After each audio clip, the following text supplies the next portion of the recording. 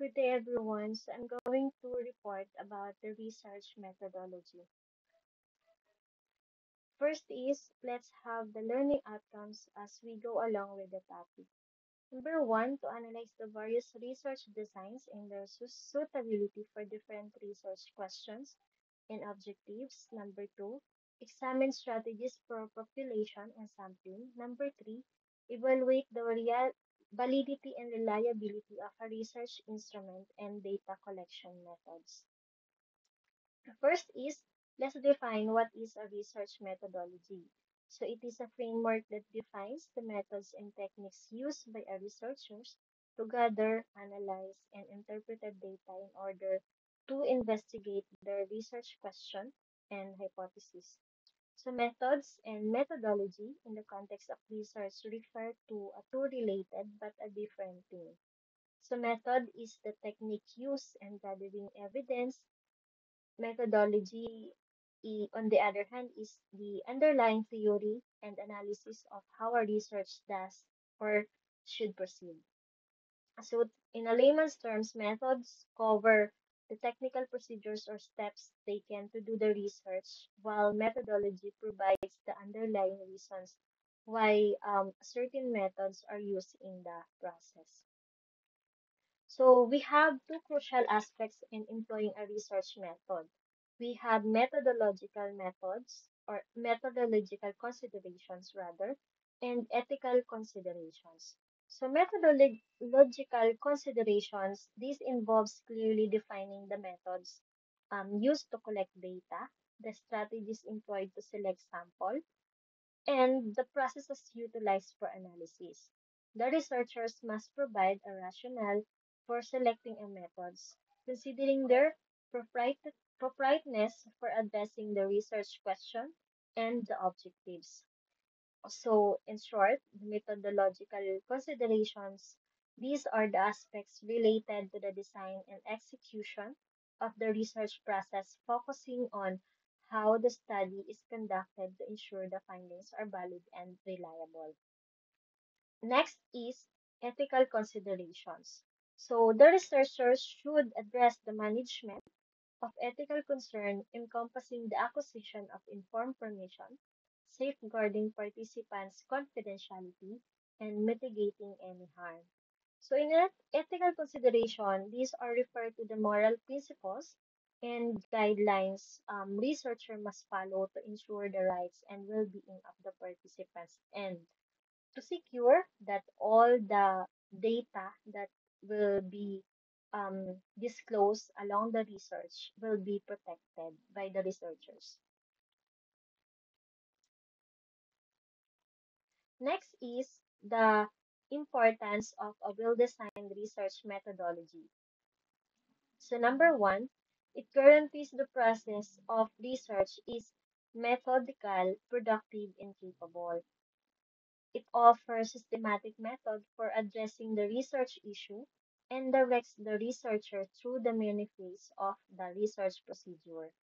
Lastly, reduce the biases, maximizing data reliability and assuming the generalizability of finding to a broader population. So, based on that context, it serves as a guide for every researcher on how they will conduct the research and the supporting documents that would justify the subject matter or the research matter. Next is the key elements of research design. So we have six key elements. We have the research problem, which defines as the central issue or question the study addresses. Then hypothesis or research question, which a testable prediction about relationship between variables.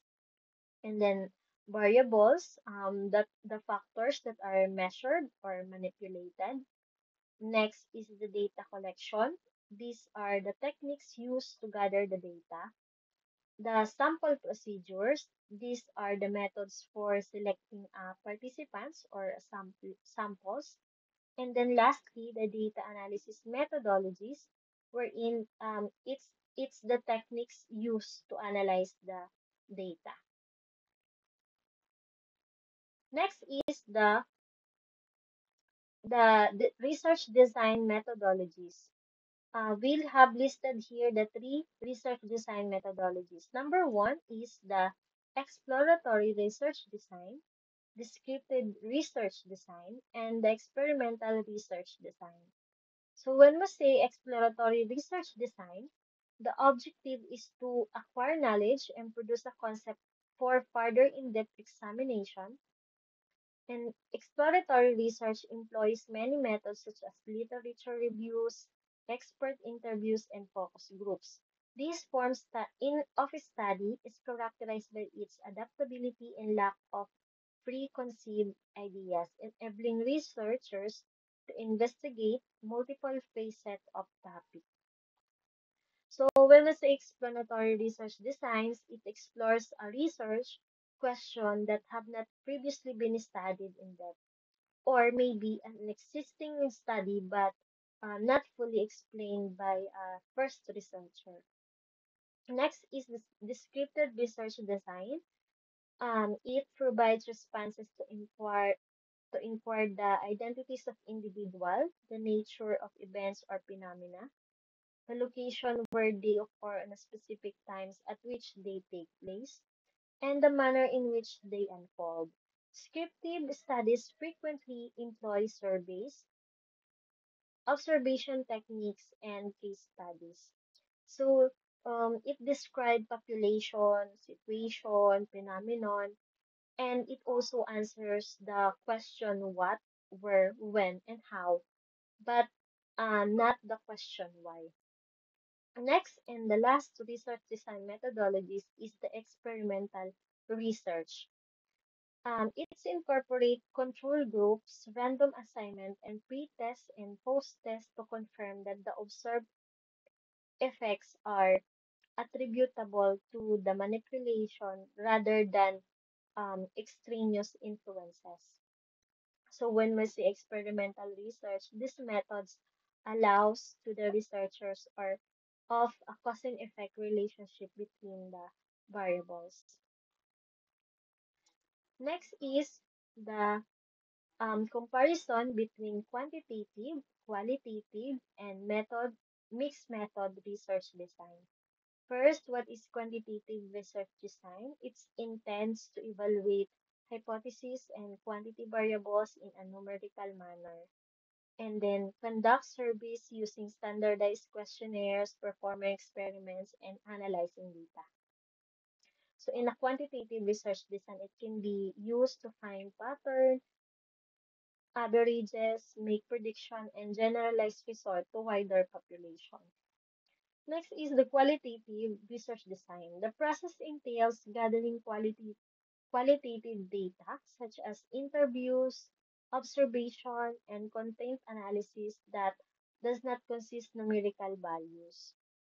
So when we say qualitative research design, it's a process that involves collecting and analyzing data to understand people's experiences, perspective, and context. Next and lastly, mixed method research design integrates both qualitative and quantitative methodologies within a singular investigation, categorized as either sequential, where one's approach is employed after another, concurrent. So, in a mixed method research design, it's a good approach, especially when a single method like quantitative and quantitative isn't enough to answer the research question.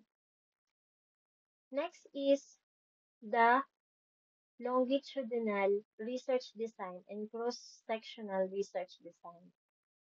So longitudinal research design entails um, the examinations of the same individual over a prolonged duration, offers valuable insight into causal linkages and enduring impact of intervention. So when we say longitudinal research designs, um, researchers repeatedly examine the same individual to detect any changes that might occur over a period of time.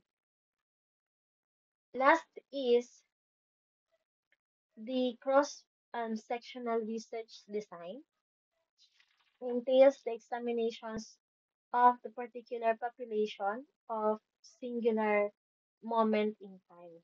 It commonly employed to evaluate the frequency of a specific attribute or or, or conduct among community. So the difference is the longitudinal from its word long, it the study takes a prolonged duration, while in cross-sectional research design, it's more on um, with a specific moment in time or with a timeline in doing a research. Next is the design of case study. We have here ethnographic research design and the action research design. So ethnographic research design refers to a systematic and detailed study of a particular culture or social group with the aim of understanding their belief and behavior and practices. So, ethnographic research design is a qualitative research method to study human behavior in societies and culture. So, the researcher usually getting data through participation and the close observation. Next is the action research design. So, an action research design is a methodology that involves actively engaging in research to bring about practical changes and improvement in a specific context. The process is iterative and consists of a repeated cycles of planning, action, observation, and reflection. So in action research design, it is a type of applied research where the researchers actively identifies problem within the specific contents, implements a solution or intervention, collect data to evaluate its effectiveness, and uses the findings to make improvements, often in a clinical cyclical process. Next is the ethical considerations of research studies. So number one, ensuring accuracy and consistency. Number two is obstacles in the design. So ethical considerations or ensuring an ethical concern is the utmost importance in designing a research. Researchers must ensure that their study complies with ethical norms, which involve gaining consents on the participants, maintaining the confidentiality, and minimizing potential harm, especially if it's more a sensitive issue. So, listed the two consideration that we must consider in research studies. So these are the ensuring accuracy and consistency and obstacles in the designs. We also have population and sampling. Population, the complete set of individuals, items, or data that meet the criteria for inclusions in study. So the population is all individuals that the study concerns itself with. The sample, however, the sampling or the sample, the processes of selecting a subset of individual or items from the population to participate in the study. So the sample naman is only those individual within the population from whom the data is taken. So, sa amin, pag sa QA, halimbawa, sa QA sa amin, kapag kasi sinabing population, it's the whole item. It's the, bawa kapag sinabi nag-aaral ka about sa transgender, so, the population is the transgenders. But, of course, you cannot interview all transgenders, even in the world or in the um, specific um, location. So you only have to choose the percentage or the representatives for that transgender. So that's what we call sample or the sampling process. Next is the Types of sampling, which is one, the probability sampling, two, the non-probability sampling, and three, mixed method sampling. So, probability sampling is involves random selection, giving each member of the population an equal chance of being included in the sample. These methods reduces sampling bias and allows for the generalizations of finding to the population. So, based on the pag probability sampling, it's based on principle of randomization. So, meaning, hindi siya yung mga participants, hindi siya pinili or ginusto ng researchers.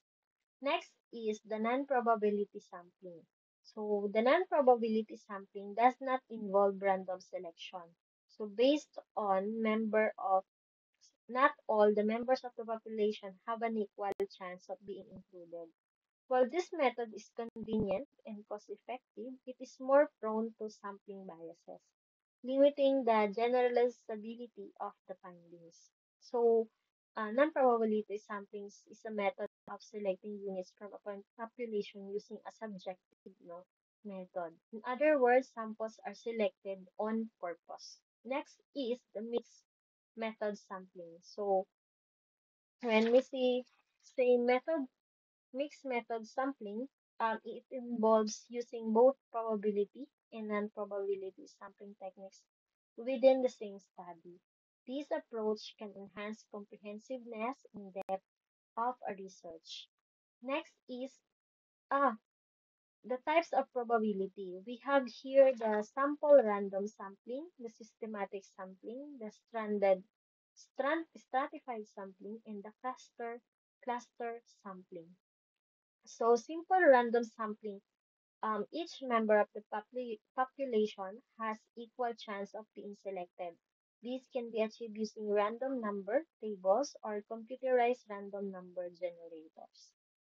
Next is the systematic sampling. So in every nth member of the population is selected after a random starting point. So for example, if you want to sample every 10th person on the list, so you would start at a randomly chosen point and then select every 10th person. Next is the stratified sampling. The stratified sampling is the population is divided into strata or subgroups based on a specific characteristic. So by age, gender, or income level, and random samples are taken from each stratum. So, this ensures representation from all key subgroups within the populations. Next is, and last, for the types of probability is the cluster sampling. So, the population is divided into clusters, usually based on geographical areas. The entire clusters are randomly selected for study. This method is useful when the population is large and spread out. Next is the types of non-probability. We have here convenience sampling, purposive sampling, snowball sampling, and quota sampling. So, convenience sampling is the sample selected based on availability and convenience. Next is the purposive sampling. The researchers select participants based on specific characteristics or criteria relevant to the study.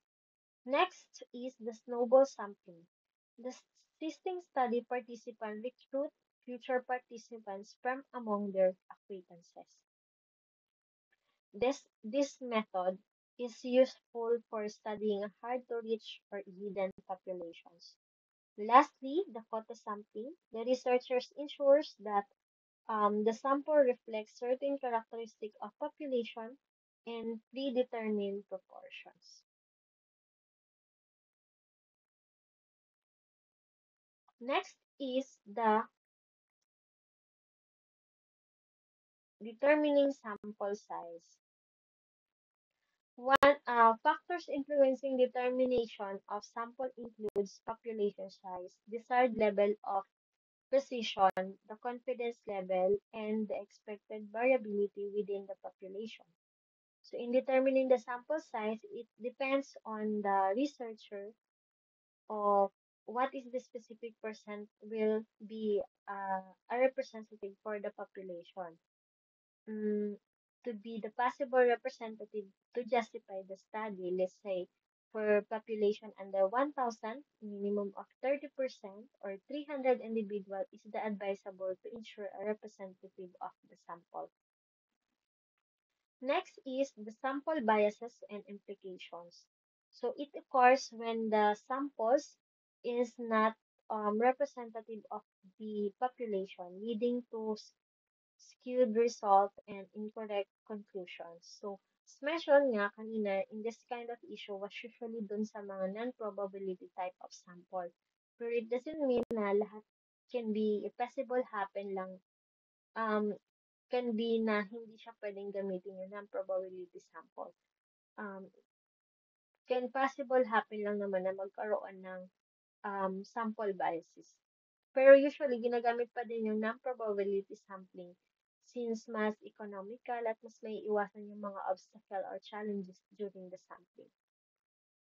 Next is the ethical considerations. So, it involves transparency and reporting how the sample was selected in any potential biases or limitations that might affect the study findings. So researchers must ensure that all sampling process respect the rights and dignity of the participants, especially if your research subject is a sensitive issue like child, gender, religion, etc.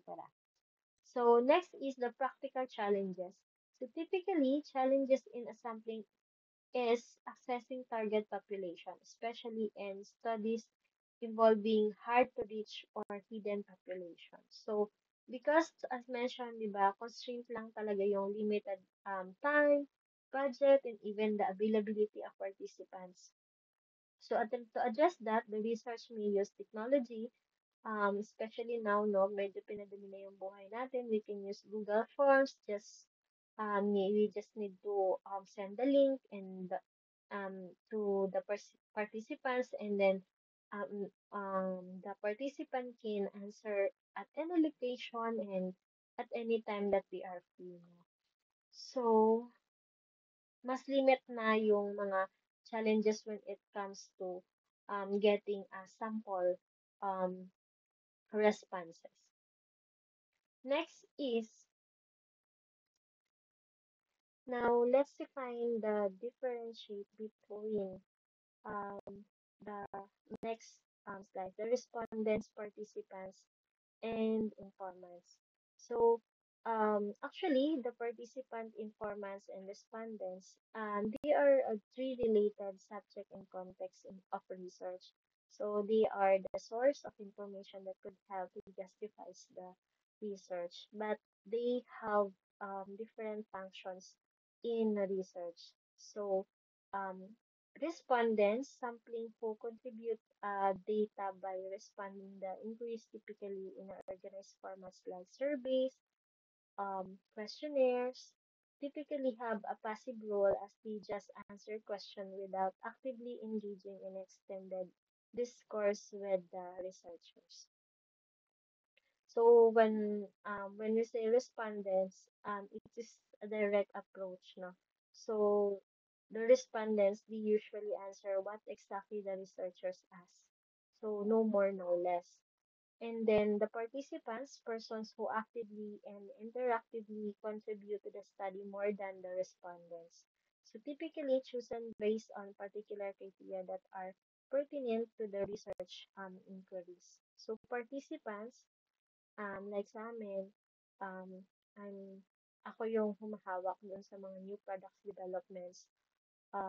Then, before we launch before they launch the item, we usually conduct um, surveys to the users. So, we have a product, then pinapagamit namin siya to the specific participants. And then, they detailed out how was the experience using the products. And then that data will be the decision naman or the data naman that R&D used to to justify na yung products is effective. Next is the informants. So individuals who offer information based on their knowledge, skills, or position within a certain setting. Offer contextual knowledge, elucidate cultural customs, and assist researchers in navigating intricate social environment. Usually chosen via purposive sampling, which involves selecting individuals based on their experiences and capacity to offer valuable information. So, informant someone with a specialized knowledge about a particular topic or community, often sharing with insider insights with the researchers, particularly in a qualitative study. So, di ba ginagamit natin yung informants sa mga investigation because sila yung nakakaalam or personally nakaranas doon sa subject matter.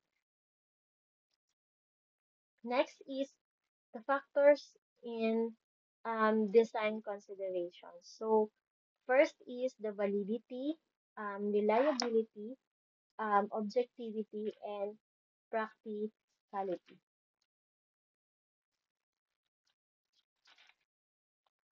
So, uh, when we say validity, the extent to which an instrument measures that is measure intends to measure. Researchers must ensure that their instrument accurately capture the construct of or variables of interest. So it's about the accuracy of the study, how accurately a method measures um, what is intended to measure. Next is reliability. Reliability is the consistency and stability of a measurement over time and across different conditions. Reliable instruments produce a consistent result under similar circumstances. So, reliability, consistency of methods, if the same methods was used under the same circumstances, but still achieve the same results, then the measurement considered are as reliable. Next is the objectivity, which is minimizing bias in subjective interpretation and data collection. Objective instrument ensures that the different researchers would obtain similar results when using the same instrument. So, ability to analyze data without bias, meaning being objective and not being influenced by a personal experiences. Next is the practicality. Um, Instruments should be practical in terms of administration, data collection, and analysis. And they should be feasible within the constraint of time, resources, and the characteristics of the target population. So, the degree of research, if it is feasible, efficient, and relevant to the real world problem. And then lastly, the ethical considerations. So instrument must adhere to ethical standards such as ensuring informed consent, protecting participants' confidentiality, and the minimizing any potential. So I guess it was already discussed earlier. So it's more on the way of protecting the rights and well-being of the participants. Next is the survey questionnaires. So, survey questionnaires consist of a series question designed to gather information on participant attitudes, beliefs, behaviors, or characteristics related to the search topic. So, to have a simple explanation about survey questionnaire, so this is the research instrument that used to gather data from the respondents. So there are components of survey. We have introduction, question, and the response. So let's define each components. So the introduction provides background information about the study, explain the purpose of the survey, and assures respondents of confidentiality, and anonymity. Next is question. It includes a mix of closed-ended and open-ended questions. So when we say closed-ended question, it provides respondents with a list of predetermined response options, yes or no or multiple choice, facilitating easy quantification and statistical analysis. Next is the open-ended question. Allow respondents to provide detailed qualitative responses offering insight into their prospective experiences or reason behind their choices. Lastly is the response scales. So standardized scales are formula used to measure attitudes, opinions, and behaviors.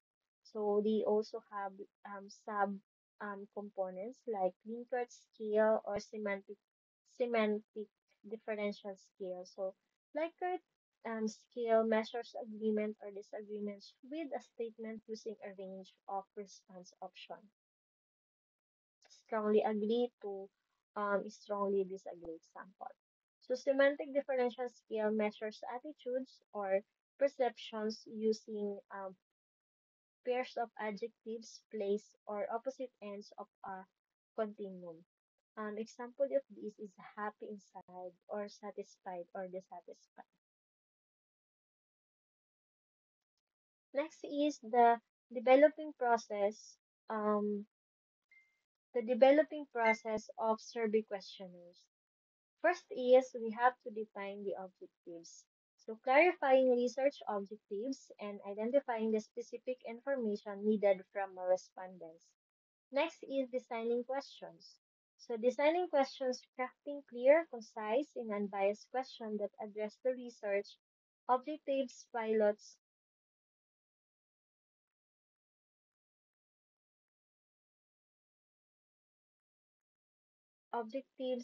testing question can help redefine wording and identify potential issues. Next is structuring the questionnaire.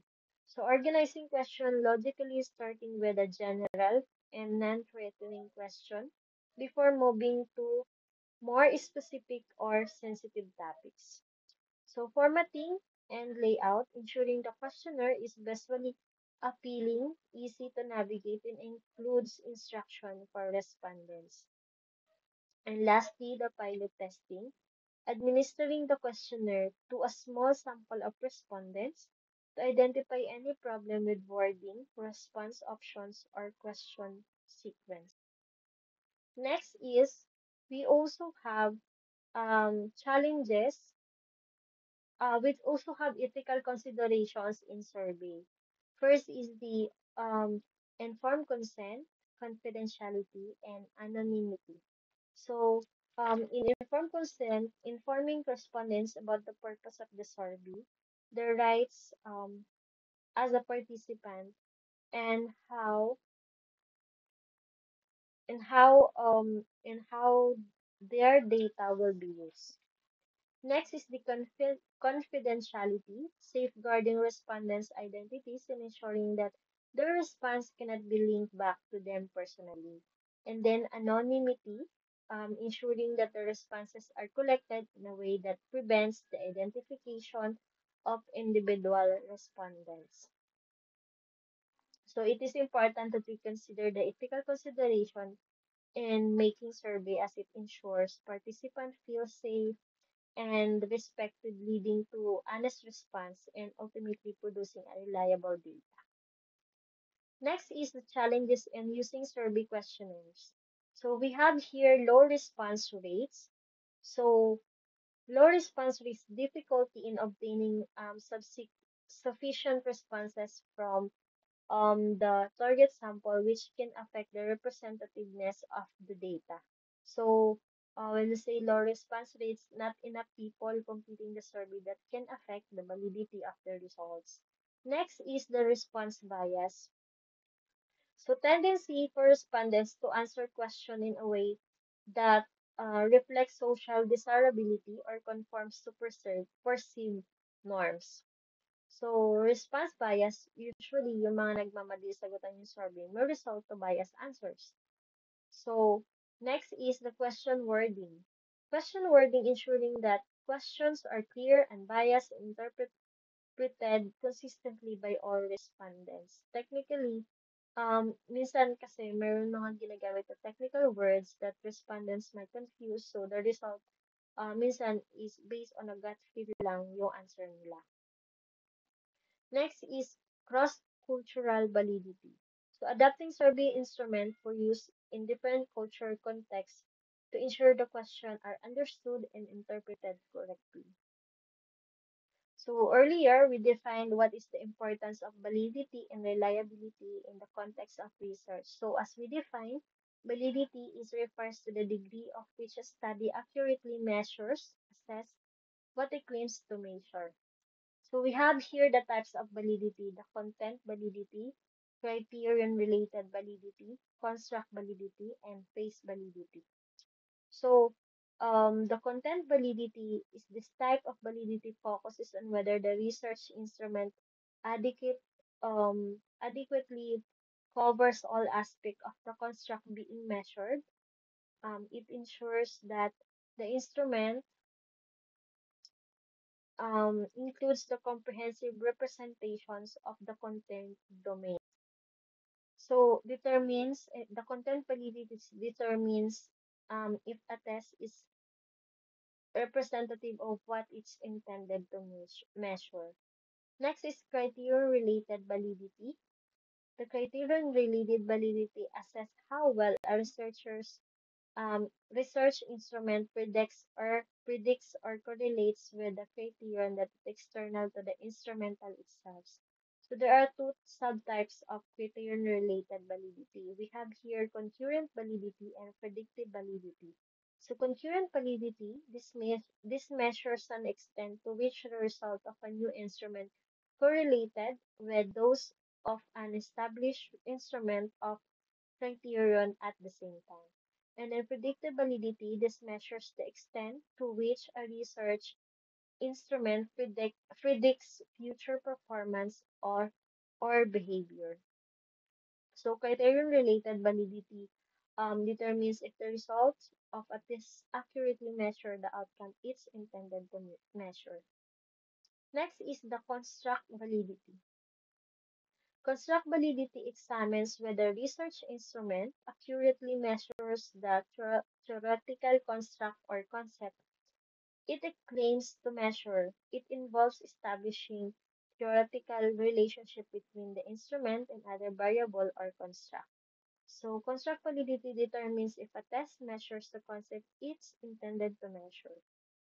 And lastly is the phase validity.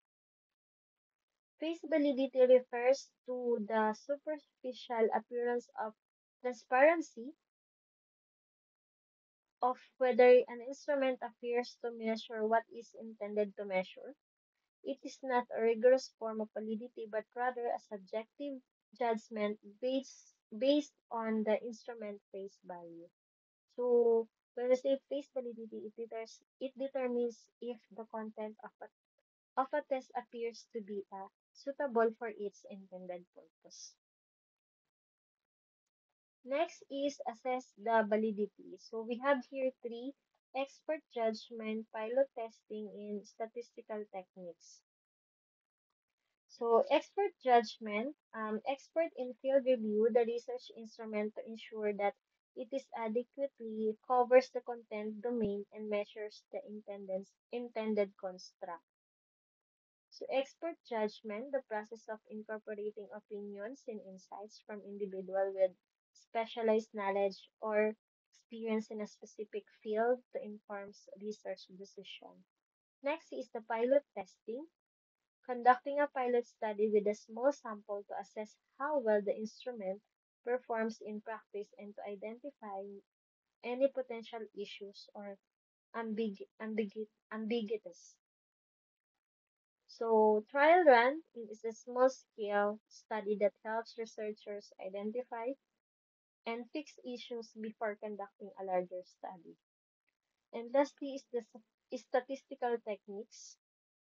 Using statistical analysis such as factor analysis, correlation coefficient, and regression analysis to establish relationship between research instruments and other variables. So methods used to analyze data to identify patterns, trends, and relationships. Next is the type of reliability.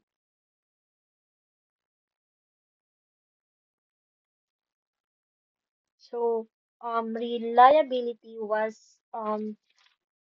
defines as the consistency, stability, or repeatability of the results obtained from a research instrument.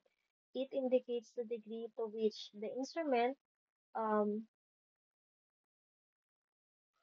in which same as in which the instrument um, produce similar result under consistent conditions. So reliability also has types, which is internal consistency reliability, test-retest reliability, parallel forms relationship, inter-rater reliability. So the internal consistent reliability, this type of reliability assess the consistency of result across items within the single instrument. It is often measured using techniques such as Homban's alpha for scales or tests with multiple items. So internal consistency reliability is a measure of how well a test produces consistently results for similar items. Next is test retest reliability. Test retest reliability measures the consistency of result over time when the same instrument is administered to the same group of participants on two different occasions. So, a statistical method that measures how consistent test results are over time. Then next is the parallel form relationship. Parallel-form reliability compares the consistency of results between two different versions or forms of the same instrument that measure the same construct. So it refers to the correlation between two equivalent versions of a test or measurement tool where both forms are designed to measure the same construct. Next is, and the last is the inter-rater reliability. So assess the consistency of results when the same instrument is used by different raters or observers. So it's a measure of how consistent different people are when evaluating the same thing. Next is next is assess reliability. We have here test retest methods, split half method, and inter-rater agreement. So test retest method administering the instruments to the same group of participants at two different times and comparing their scores to measure consistency over time. So it's a method of assessing the consistency of a measurement tool by administering the same test to the same group of individuals. So as at two different points in time and comparing the results. Next is the split half method. So dividing the instrument into two halves and comparing participant scores on each half to measure internal consistency reliability. So way to measure the reliability of a test by splitting it into a two halves and comparing the scores. Next is the inter-rater agreement. So comparing the ratings of observation of two or more raters to assess inter-rater reliability using the techniques such as Cohen's kappa or intra-class correlation coefficient. So it refers to the degree of consistency or agreements between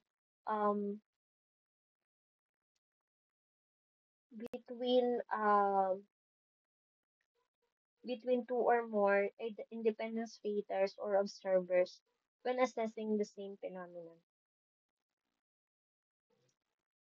Next is the importance of reliability and then validity. So we have here accurate measurement, um, replicability, credibility, and decision making. So reliability and validity are crucial in research as they ensure um, the quality of data collected, guaranteeing the results are accurate and consistent, meaning the research findings can be trusted and considered credible. So accurate measurement validity ensures that the instrument measures what it claims to measure, allowing the researchers to draw accurate um, conclusion based on their data. Next is replicability. Reliability ensures that the results obtained from the instrument are consistent and replicable, enabling other researchers to repeat the study and verify its findings. Next is the credibility. Both validity and reliability enhance the credibility and trustworthiness of research findings, strengthening the overall quality of the study. And then lastly, the decision making. Valid and reliable instrument provides sound data for informed decision making in various fields from healthcare and education to business and social sciences. Next is the challenges and considerations. So we have here instrument design, contextual factors, and measurement factors. So instrument design, designing valid and reliable instrument requires careful attention to detail, clear operational definition, and rigorous pilot testing. So instrument design should be define your objectives, review relevant literature, design clear question, pilot test for with a sample, and evaluate reliability and validity before using it to the data collection. Next is the contextual factors. The context in which instruments are used, may influence validity and reliability. Cultural differences, respondents, and characteristics and environmental factors can impact how participants respond. So it is important to identify and consider these factors such as social, cultural, economic, and political influences during the research designs and the analysis. Lastly, the measurement error. So sources of error such as participant bias, response bias, and instrument bias can affect the validity and reliability of results.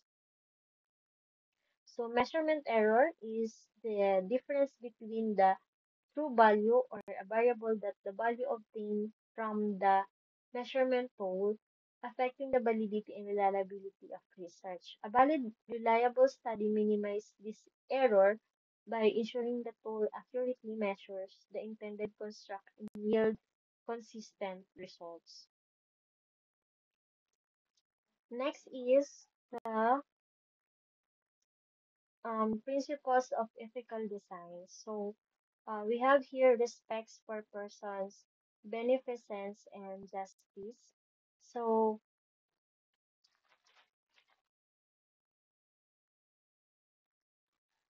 so we mentioned earlier that the ethical consideration is the utmost important aspects that we need to consider in research.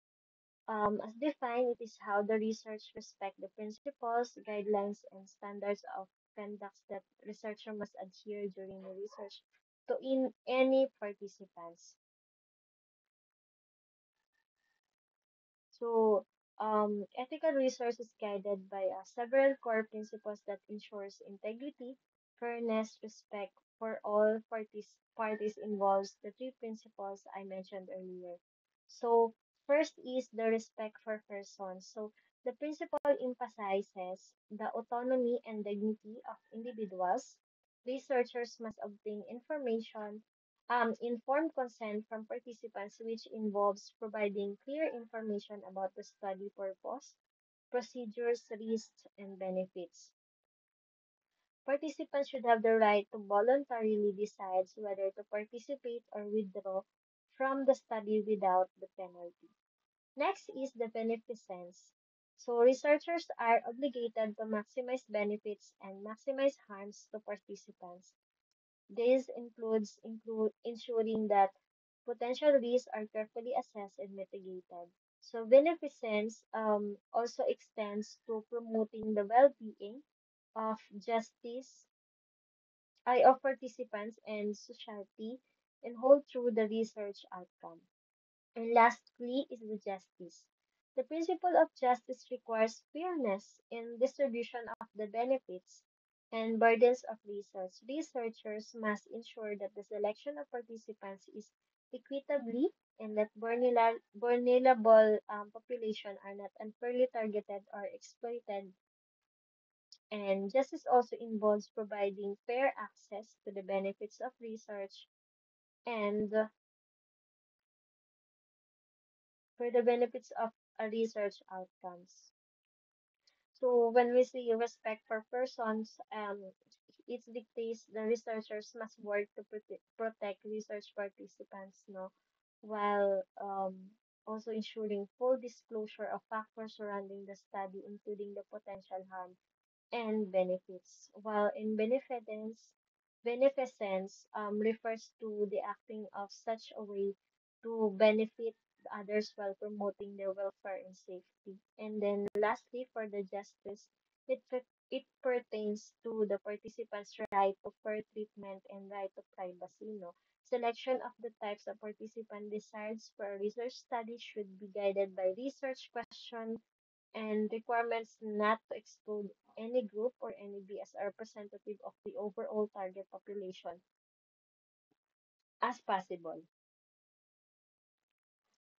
And next is the ethical conduct research that reinforced by various regulatory framework guidelines and institutional review. So regulatory framework and guidelines are listed here. The institutional review boards, national and international guidelines, regulatory bodies. So the institutional review boards evaluate the ethical implications of the research, ensure compliance with regulatory standards, and protect the rights of welfares of participants. So and next is the national and international guidelines. So um, the organizations such as World Medical Association, the International Council of Harmonization of Technical Requirements for Pharmaceuticals for Human Use, and the United Nations Educational, Scientific and Cultural Organization, or UNESCO, and provide ethical guidelines and standard for research involving human participants, animals, and sensitive data. And then regulatory bodies, government agents such as U.S. Office for Human Research Protections and the European Medicines Agency enforce regulations and guidelines to ensure the ethical conduct and research within the respective jurisdiction. So, a regulatory agency plays a critical role in research by ensuring the safety and efficacy and ethical conduct of the study, particularly in a field like medicines and pharmaceuticals by setting standard, overseeing research protocols, monitoring data, and enforcing compliance to protect the public from potential harm and promote reliable scientific advancement. Next is the ethical standards. So to avoid any unethical issues during research, so researchers must need to uphold the ethical standards, which is informed consent, confidential and privacy protection in vulnerable population, conflict of interest, data management, and data sharing. So, in obtaining the informed consent, obtaining voluntary informed consent from the participants is essential. So researchers must ensure that the participant fully understand the study purpose and procedure, risks, benefits, and their rights to withdraw at any time. So next is the confidentiality and privacy. Researchers must protect participants' confidentiality by securely storing and anonymizing data. Participant identifiers should be kept confidential unless they provide explicit consent to disclose the information. Next is protection of vulnerable populations. So vulnerable populations such as children, prisoners, pregnant women, and individuals who cognitive impairment require special protection. So researchers must minimize risks and ensure the vulnerable participants can provide informed consent or have a legally authorized representative. Next is the conflict of interest. So researchers must disclose any financial or personal conflicts of interest that could potentially bias the research outcome or compromise participants' welfare. Lastly is the data management and sharing. Researchers should adhere to best practices for data management, including data security, storage, and sharing protocols. They must ensure that the data are used responsibly in accordance to the participants' consent. Next is the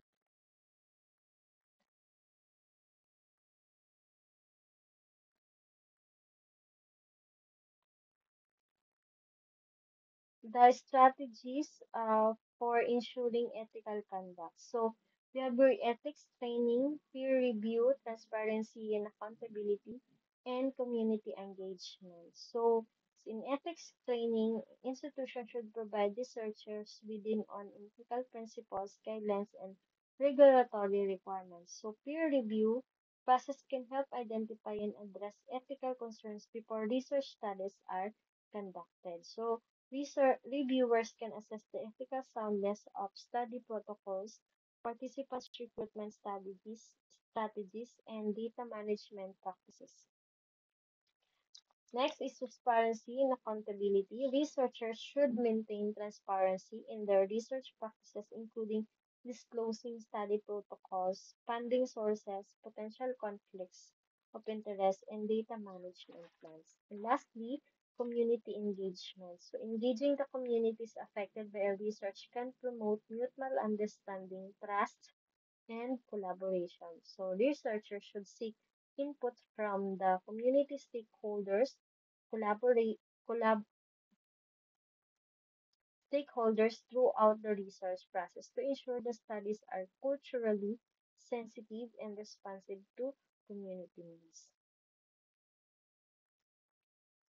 Next is the ethical challenges and dilemma.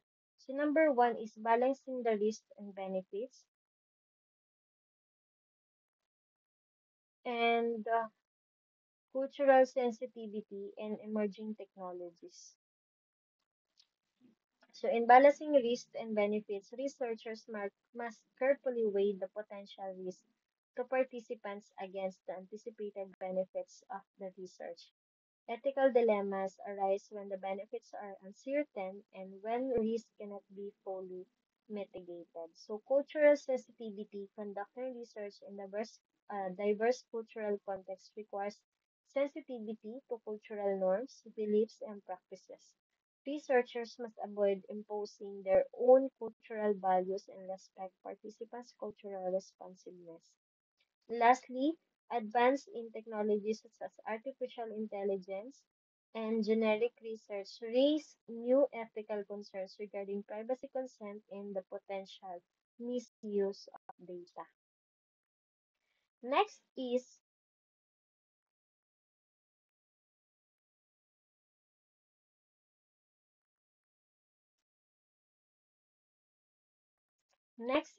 the data gathering. So data gathering is a systematic process of collecting data from various sources or participants to address the research question or hypothesis.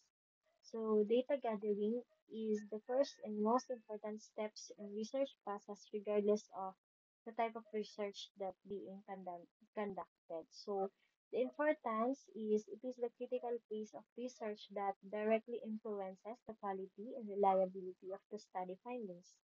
So it provides the information needed to make informed decisions, solve problems, and understand trends. Next is the methods of strategies. So we have here surveys and questionnaires, interviews, observation, experiment, document analysis, and focus group. So, servicing questionnaires involves administering a standardized questionnaires to a sample of participants to collect quantitative data on attitudes, behaviors, or opinions. Next is interviews. Interviews allows researchers to gather qualitative data through structured, semi-structured, or unstructured conversations with participants. Next is observation. So, observational methods involve systematically recording behaviors, interactions, phenomena in a natural setting. So, observation can be participants or non-participants. Next is the experiment. Experimental research involves manipulating variables to observe their effects on outcomes. Data are gathered through controlled setting to establish cause and effect relationship between variables. And lastly is no. The fifth one is the document analysis. So researchers analyze existing documents, records, or artifacts relevant to the research topics. So these methods is commonly a historical research policy analysis and content analysis studies. So lastly is the focus groups. So focus groups gather a small group of participants to discuss specific topics under the guidance of a moderator. These methods encourage interaction and group dynamics, providing right qualitative data. Next is the steps in data gathering procedures. So we have here planning, designing instrument, pilot testing, sampling, recruitment, data collection, data recording, and data management. So in planning, researchers define the research questions, objectives, and hypotheses to guide the data collection processes. Designing instruments, researchers develop or adapt research instruments such as surveys, questionnaires, interview guides, and observation protocols.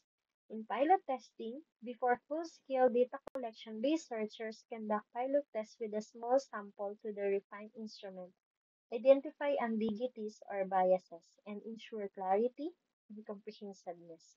Sampling, researchers determine the sampling strategy to select participants of sources from which data will be collected. Sampling methods include random sampling, stratified sampling, convenience sampling, snowball sampling, and depending on the study scope and population. So recruitment, participants are recruited following ethical guidelines, informed consent procedures, and consideration for diversity and representation within the sample. Data collection, researchers implement the chosen data gathering methods. They administer surveys, conduct interviews or observation, facilitate focus groups, or collect documents as study protocol. Next is data recording. Throughout the data collection, researchers record responses, observations, or document findings systematically.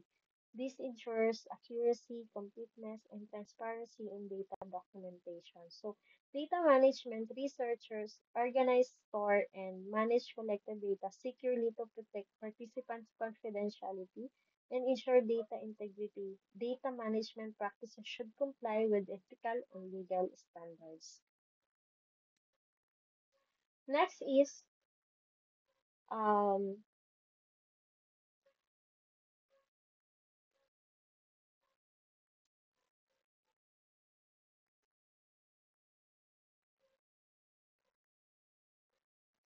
next is the ethical considerations in gathering the data. So we have here informed consent, confidentiality, minimizing harm, respect autonomy. So these are all the same with the ethical consideration that we discussed earlier from the previous discussion. So I will not elaborate more about this as we know already what it's meant for these considerations.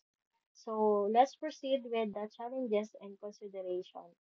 So we have here participant recruitment, data quality, cultural sensitivity, and logistical constraints. So when we say participant recruitment, difficulty in recruiting diverse or representative samples within the study time frame or budget constraints. So next is data quality, ensuring data quality and reliability through rigorous data collection methods, validation checks, and minimizing error or biases.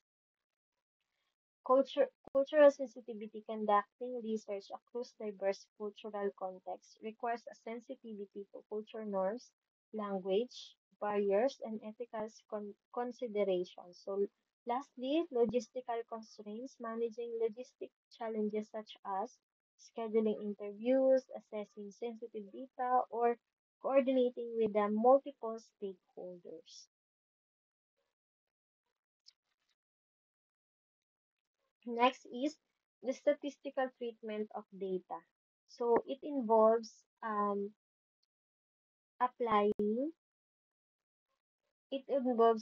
applying statistical techniques to analyze, interpret, and draw meaningful um,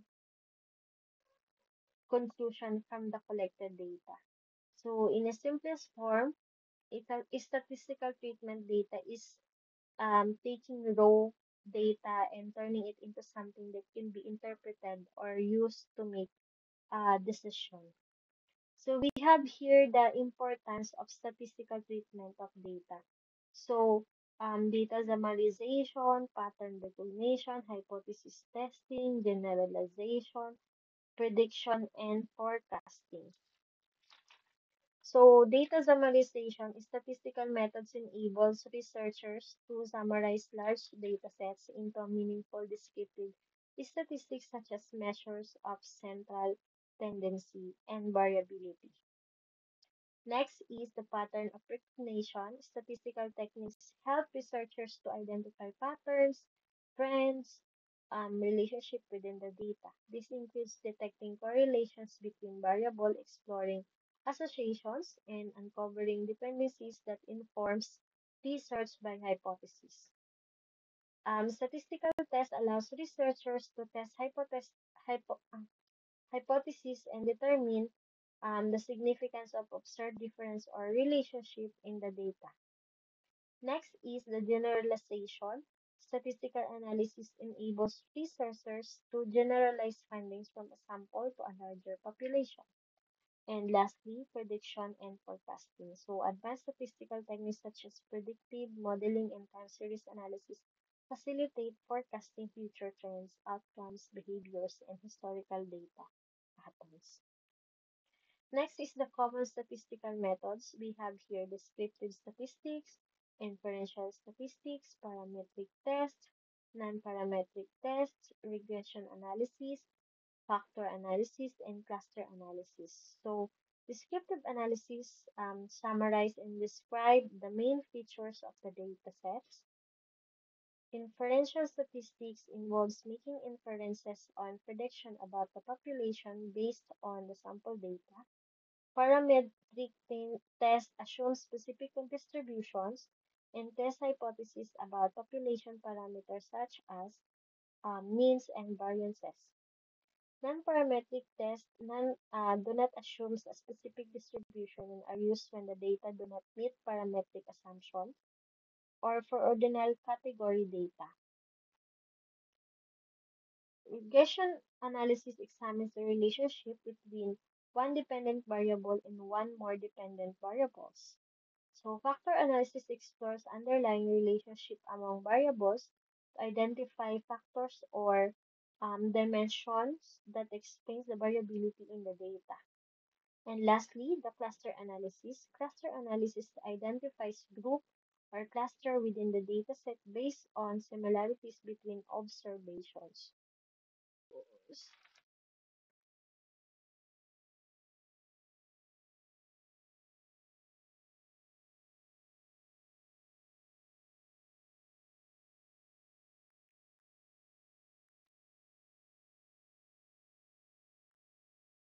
Next is the consideration for choosing statistical techniques.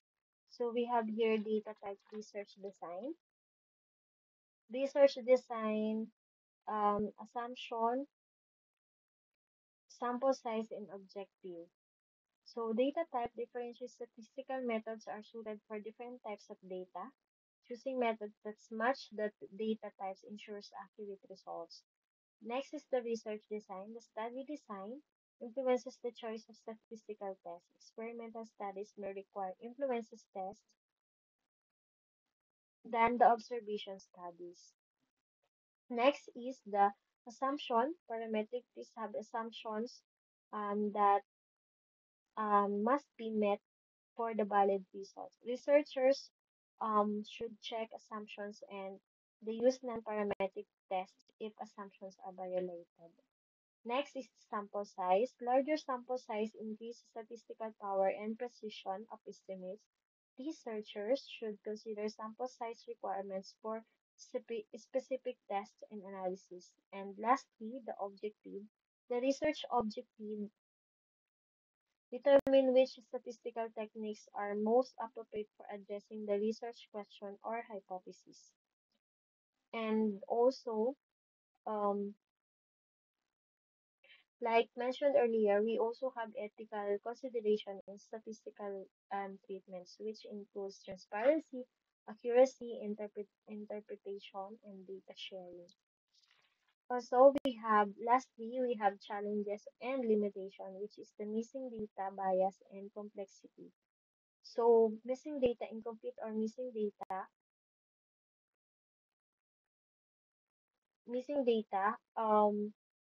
sorry,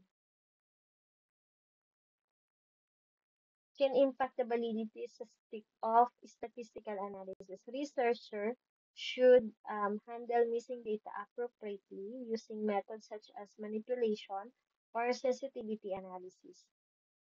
Another one is the bias. Selection bias, measurement bias, or researcher bias can distort statistical result.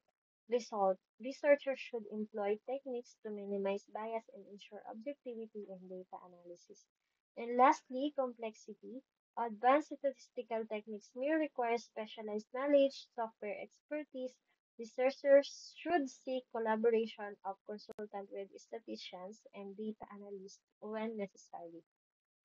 So, statistical treatment of data is very important in research as it enhances the credibility and influence of the study.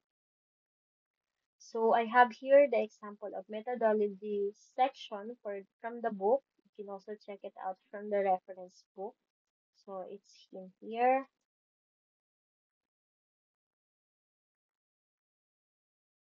Okay. And that ends with my report about research methodology. Thank you.